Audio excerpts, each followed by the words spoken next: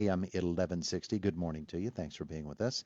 Our conversation with State Representative Jim Struzzi in the studio with us this morning, brought to you by Marcus & Mack, a law firm representing injured people. He is back in the studio with us this morning. Good morning. Good morning, Todd. Thanks for having me on. Good to have you with us here today. It's always busy, I know, even when you're home and you're not in Harrisburg. Right, but you are back in Harrisburg next week, huh? Yes, we return on Monday, and you're right. During the holidays, you continue to work on legislation, work with our colleagues to try and gain support for various bills. You start talking about strategy, policy. Tomorrow, I'm going to participate in basically a policy brainstorming session with my Southwest colleagues to look at what we want to move forward here in the coming year, really. Mm-hmm. Yeah, setting it up. And do you do it by half years? I think that's probably a pretty good approach. The first half of the year, we want to look at it this way, and the second half, if we see what we get done? Well, it's more, with COVID and everything else that occurred, a lot of this is stuff that is ongoing and continuing. Obviously, the Regional Greenhouse Gas Initiative stuff continues. Sure. So you do introduce a lot of bills. I have, a great number of bills that I've introduced, pieces of legislation designed to help our communities and families. And you get those out there, you introduce them, try to get them through the committee process. But it really is spread over the 2 years. So, yes, we want to achieve great things in the first year, and we want to continue that momentum in the second year. Yeah. Okay. So you mentioned Reggie, and we have been looking at and always using the phrase early 2022 for when Reggie finally rears its head in the biggest way. Right. So we're sort of walking on eggshells here, aren't we? Well, yeah, as you know, the House approved the Senate disapproval resolution with a bipartisan support before we broke in December. That is now on the governor's desk. To my knowledge, he has not vetoed it yet. I am certain that he will. But I thought the debate on the floor was poignant and accurate, and we made a lot of good points about why Reggie is bad for Pennsylvania. The climate change discussion aside, it's going to be devastating, as we have said over and over again, for Pennsylvania's economy, particularly here in Indiana County. Mm-hmm. At the same time, we do need to start looking forward. Our power plants are huge facilities here in Indiana County. And what happens if they do, or if they are forced to close? What do we do next? So we're having those discussions as well. But I want people to know we're going to continue this fight for our Pennsylvania jobs, for our fossil fuel industries, because it makes no sense to me, as I said on the floor, for us to be implementing something that basically hurts one of our strongest industries. Yeah, send all those jobs out of state, and you're still going to have that power generated.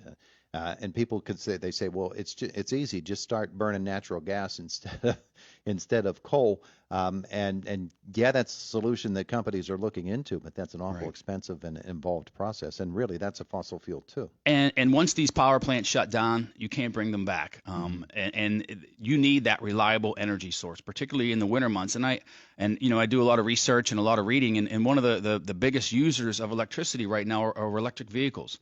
And as we continue to move towards a more green automobile industry, you're going to need that reliable energy source to fuel these vehicles. Yeah. So it sort of doesn't make sense to eliminate the source of your energy when you need more energy to provide these green vehicles. It's not a logical equation. Sure. All right. So you're going to get back in Harrisburg. You have a big hearing coming up, I believe, on Monday, right? Yes. On Monday, the House Judiciary Committee will hold a hearing on House Bill 1393, which is a bill that I have authored to legalize fentanyl test strips. As you know, and as many people know, fentanyl overdoses are rampant in all of our states, counties across this country. Mm-hmm. And what it is they lace these drugs with the deadly fentanyl. And unfortunately, there's no way for someone, not condoning drug use by any means, but we don't want people to die when they use these drugs. And so what it would do is simply change the definition of a fentanyl test strip. Right now, they're considered drug paraphernalia, so they're not available for people to use on their own. Mm-hmm. This bill would simply remove them from the definition of drug paraphernalia so that someone who, doesn't want to die from using drugs can test it to find out if there's fentanyl within that, and then hopefully, not use that particular substance. Well, in a state that passes out Narcan, right, and wantonly to make sure that it's out there, and when people have an overdose, that there's something available for them to maybe reverse it. This would seem to make sense. Yeah, and it's all part of harm reduction is what they call these measures. And I've always said, we can't help people if they're dead. So part of this should be that, when people do get these fentanyl test strips, perhaps we get them involved with a recovery center or an addiction specialist and try to get them some help as well. Yeah.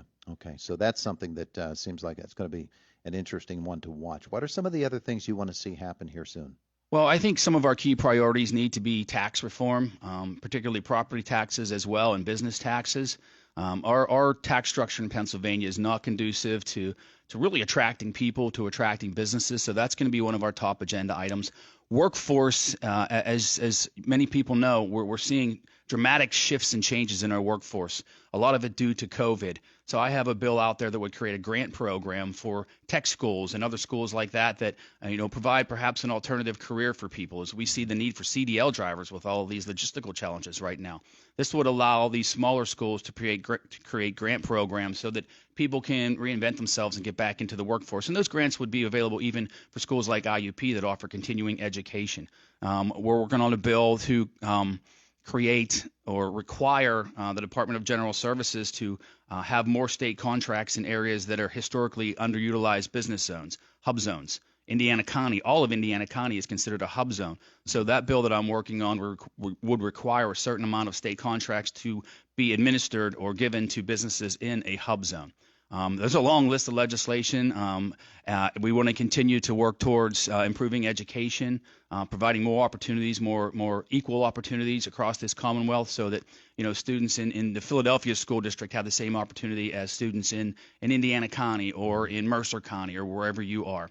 Charter school reform remains a big discussion because the cost on school districts. So there's a whole gamut of different things that we want to address, moving Pennsylvania in a positive direction. Governor's budget address will come up in a couple of weeks. You'll hear that and have to reply to it or respond to it in whatever way you see as appropriate. Are you hearing anything right now about what sort of budget proposals we're talking about? I have not heard anything from the administration on what they're going to propose. I did see the numbers this week, and the good news is that our state revenues are higher than expected. Right now, we're at about $22.7 billion in revenue. That's about $1.5 billion more than anticipated. I caution people, though, they do attribute a lot of that still to the federal money that's continuing to come in through either the child tax credit or stimulus checks and things like that. So people are getting the money and they're spending the money, which is good for our state revenues. But if you look over time, still the concern is that that's going to drop off here in 2022, 2023. So we want to be cautious that we don't overspend.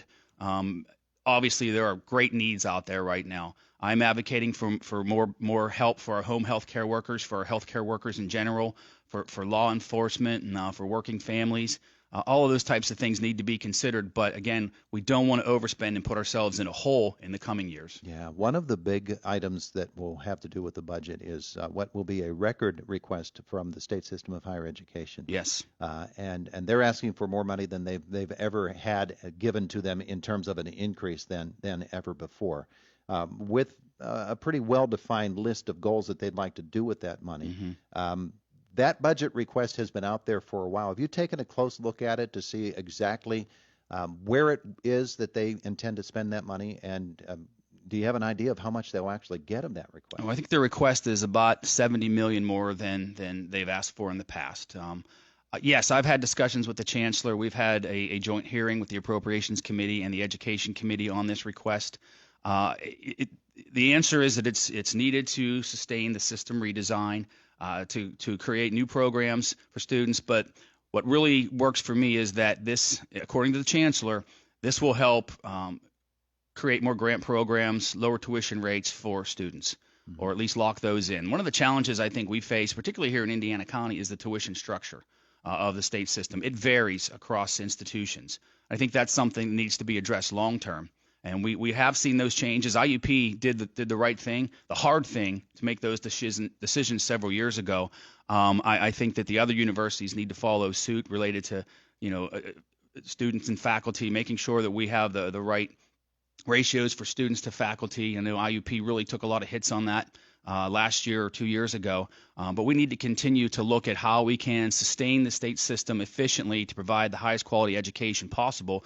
But the bottom line is it needs to be affordable. We still have that system of higher education, all state and state-related entities like Pitt and Penn State, where we've created that unfair playing field where they're competing against each other, where really the tuition difference between the state system and the state-related schools like Pitt, Penn State, Temple, Lincoln, there's not that much difference. It was intended for the state system to be more affordable, and it right now currently isn't. Yeah.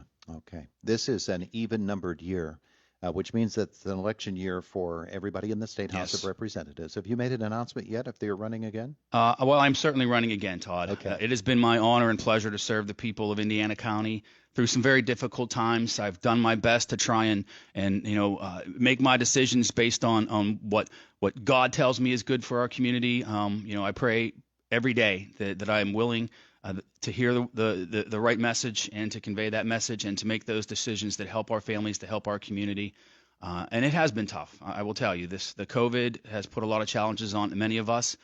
But I want to continue to work. As I said, I have a lot of legislation that I'm working on, a lot of things that I think will help our families here in Indiana County and across this Commonwealth.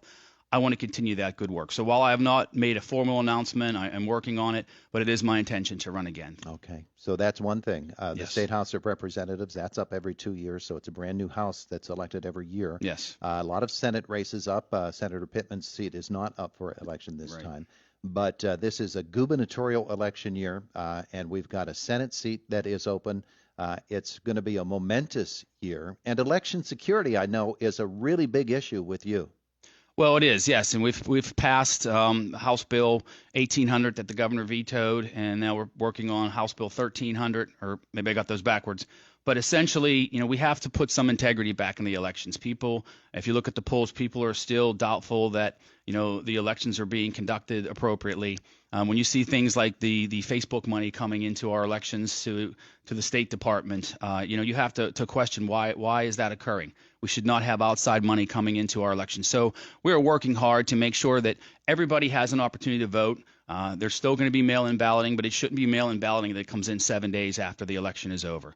We want to make sure people trust in the election process, trust that their vote will be counted and counted only once. We want to make it easy to vote and hard to cheat. That's so vitally important as we get into this next upcoming election cycle. All right, so all of those are going on. It's a real horse race for that governor's election, isn't it? Well, yeah, it's going to be an interesting upcoming year. The governor, the Senate seat that's open, the whole redistricting process that we're going through right now, which, if people want to learn more about that, they can go to redistricting.state.pa.us. We are taking input on the new House maps that were put out there and I believe the Senate maps as well. Yeah, I teased you yesterday. I said Yes. that you've been named now through redistricting. Your district is now Fairbanks, Alaska.